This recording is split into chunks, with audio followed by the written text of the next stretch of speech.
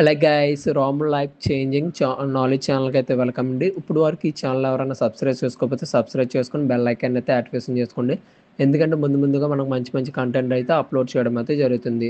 So today topic ఏంటంటే AP హైకోర్టుకి సంబంధించిన మొన్న 2 డేస్లో ఎగ్జామ్స్ రాశారు కదా, దానికి సంబంధించిన మన మార్క్స్ ఎన్ని వచ్చినాయి, దాని రెస్పాన్సిబిలిటీ ఎలా డౌన్లోడ్ చేసుకోవాలి, మార్క్స్ అనేది ఎలా కౌంట్ చేసుకోవాలన్న దాని గురించి అయితే టుడే డిస్కషన్ చేసుకుందాం. సో వీడియో అయితే చివరిదాకా చూడండి, అలాగైతేనే మీకు అర్థమవుతుంది. సో ముందుగా మనం ఆఫీషనల్ ఏపీ హైకోర్టు అనే ఆఫీషనల్ వెబ్సైట్లోకి వెళ్ళిన తర్వాత లాగిన్ అని చెప్పేసి ఉంటుంది, దాని మీద క్లిక్ చేయండి. క్లిక్ చేసిన తర్వాత మనకి అక్కడ ఓటీఆర్ ఐడి నెంబరు అండ్ మన డేట్ ఆఫ్ బర్త్ ఎంటర్ చేసిన తర్వాత మనకు ఒక పేజ్ అయితే ఓపెన్ అవుతుంది. ఆన్లైన్ అప్లికేషన్ దగ్గర యాక్షన్ అని చెప్పేసి ఒక బటన్ ఉండడం అయితే జరుగుతుంది. First option click here action అని చెప్పేసి ఉంటుంది, దాని మీద క్లిక్ చేయండి. క్లిక్ చేసిన తర్వాత అందులో మూడోది క్యాండిడేట్ రెస్పాన్స్ సీట్ అని చెప్పేసి ఉంటుంది, దాని మీద లాస్ట్లో హియర్ అని ఉంటుంది, దాని మీద క్లిక్ చేస్తే మీకైతే ఒక పీడిఎఫ్ ఫైల్ అయితే ఓపెన్ అవ్వడం అయితే జరుగుతుంది. ఎటువంటి పాస్వర్డ్ అయితే ఉండదు. దీన్ని రెస్పాన్స్ సీట్ ఎలా డౌన్లోడ్ చేసుకోవడం అన్నది ఇప్పటికైంది పూర్తి ప్రాసెస్. తర్వాత మనకి ఎన్ని మార్క్స్ వచ్చినాయి, ఎలా కౌంట్ చేసుకోవాలన్న దాని గురించి కూడా చెప్పడం అయితే జరుగుతుంది.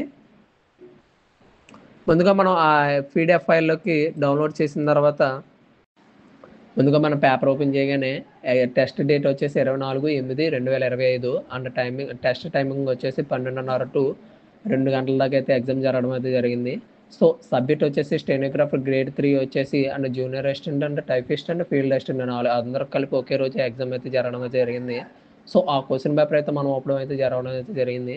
ఫస్ట్ క్వశ్చన్ వచ్చేసి కరెక్ట్ ఆన్సర్ వచ్చేసి 4, కానీ ఈ అభ్యర్థి ఎవరున్నారో అమ్మాయి ఎవరున్నారో వాళ్ళు మాత్రం ఒకటి పెట్టారు. సో 2 ఈక్వల్ అయితే అవ్వలేదు. సో ఇది ఎందుకు కరెక్ట్ కింద పరిగణిస్తారో ఆన్సరు. సో ఇది కూడా రాంగ్. అండ్ సెకండ్ క్వశ్చన్ వచ్చేసి మనకి సెకండ్ క్వశ్చన్ కూడా రాంగ్ వస్తుంది, ఎందుకంటే తను ఇన్కరెక్ట్గా ఆప్షన్లు అయితే పెట్టడం అయితే జరిగింది. అండ్ ఫోర్త్ కూడా రాంగే, అండ్ ఫిఫ్త్ కూడా రాంగే. సిక్స్త్ మాత్రం చూడండి ఒకసారి. ఆరో క్వశ్చన్ వచ్చేసి కరెక్ట్ ఆన్సర్ వచ్చేసి 2, అంటే చాయిస్ ఆప్షన్ వచ్చేసి కూడా 2, అంటే ఒకటి కరెక్ట్ అయింది అంటే 1 మార్కు.